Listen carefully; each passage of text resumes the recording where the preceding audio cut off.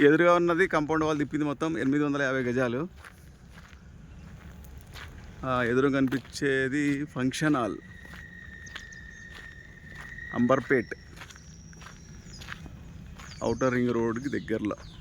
ఇక్కడ నుంచి బల్జగూడెం పోతుంది. ఇది జన్ చైతన్య లేఅవుట్. ఇది అది రోడ్డు ఎదురు కనపడుతుంది చూడండి.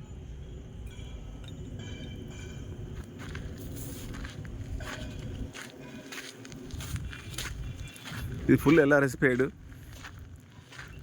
ఎవరైనా బిల్డర్లు ఇంట్రెస్ట్ ఉంటే ఇండిపెండెంట్ హౌసెస్ చేసుకోవచ్చు.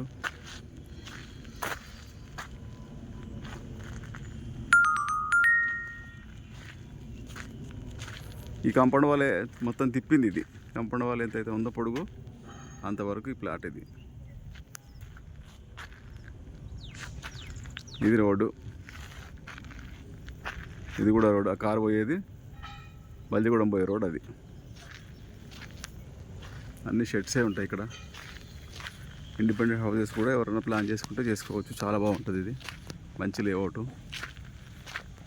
Jan Chaitanya HMDA layout. ఇది